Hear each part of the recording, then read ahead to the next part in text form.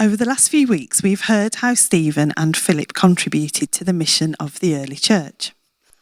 And as we continue to work through Acts, Luke tells us of two conversions which launched the world mission of the early church.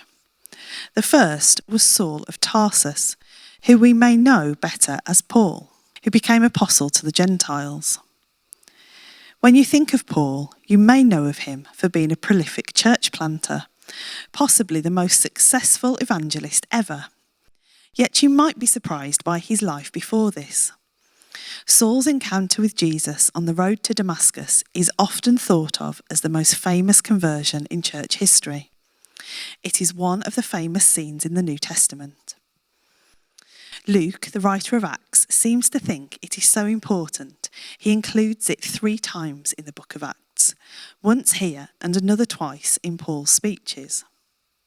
Saul was a devout Jew, a Pharisee with a heartfelt faith, loving Israel's God and the Torah. Saul was an unlikely candidate to be called to the early church. He was feared and despised by early Christians. He was, in fact, a persecutor of Christians.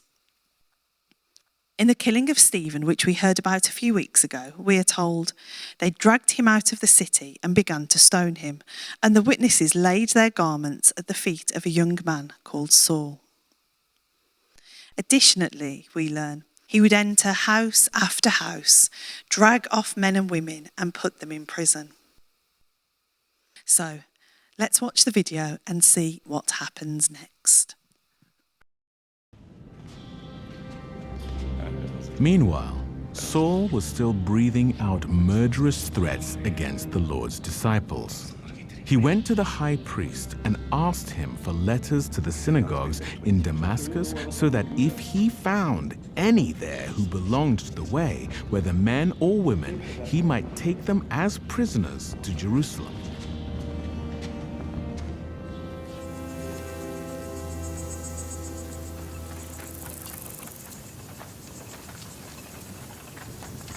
As he neared Damascus on his journey, suddenly a light from heaven flashed around him. He fell to the ground and heard a voice say to him, "Saul, Saul, why do you persecute me?" "Who are you, Lord?" Saul asked. "I am Jesus, whom you are persecuting," he replied.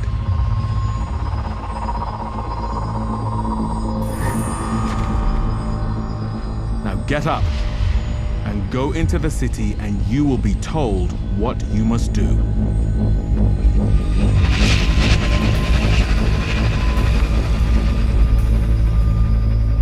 The men traveling with Saul stood there speechless.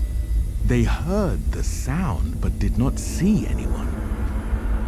Saul got up from the ground, but when he opened his eyes, he could see nothing.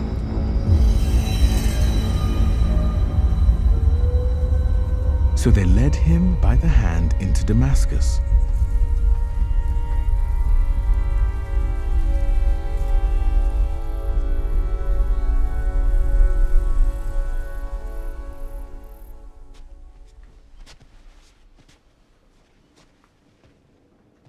For 3 days he was blind and did not eat or drink anything.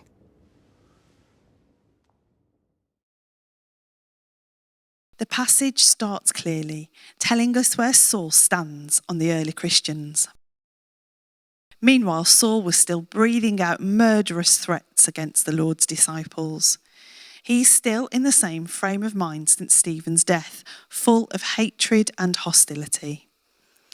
He's even acting out a plan to continue with his persecutions. He had hoped to keep the followers of Jesus in Jerusalem in order to destroy them there. But some had escaped and fled to Damascus. These early Christians are described as those who belonged to the way. That's an interesting description. It uses the words of Jesus in the Gospel of John. "I am the way, the truth, and the life." John 14:6.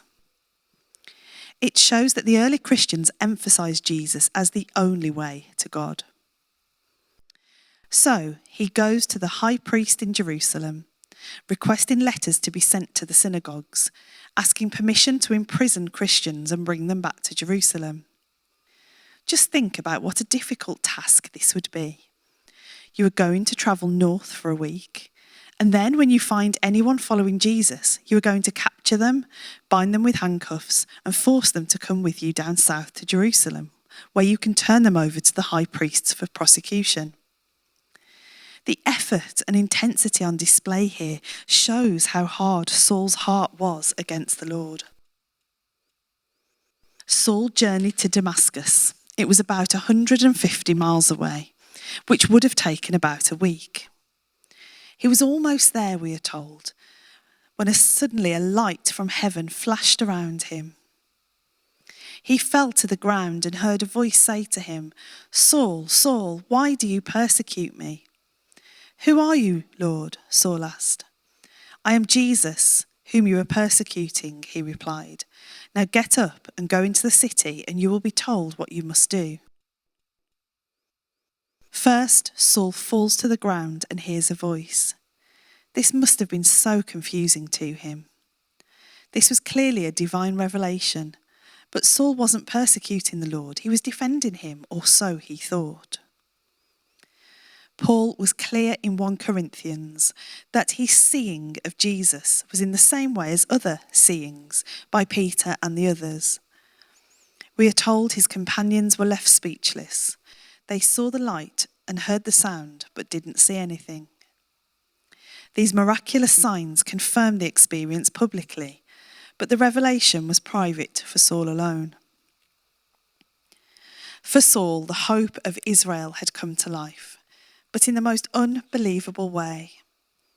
As Tom Wright puts it, in that moment, everything he had ever hoped for, longed or prayed for was fulfilled, and everything he had hoped for, longed for, and prayed for was also smashed to the ground. He had been persecuting the Messiah and was now being commissioned to go out and spread the word of Jesus to the Gentiles. He's told to go to the city and await instruction on what he must do. And it isn't instant. He's left blinded, confused, vulnerable, and dependent on others. With the help of his companions, he arrived in Damascus, stunned and blinded by the experience. And next week, Linda is going to continue with this passage so we can see what happens next. So for today, I think we can take great hope in what we have heard this morning. Saul's experience is a reminder that no one is beyond the reach of God's love and grace, not even someone as sinful as Saul. Not even Saul is beyond the reach of God's forgiveness. Secondly, Saul's experience can also remind us about the importance of the church to God. Saul is told that when he was persecuting the church, he was persecuting Jesus himself. Every Christian is part of Christ's body and is precious to him. And lastly, when God calls, when he stops us in our tracks, we have to respond. Amen.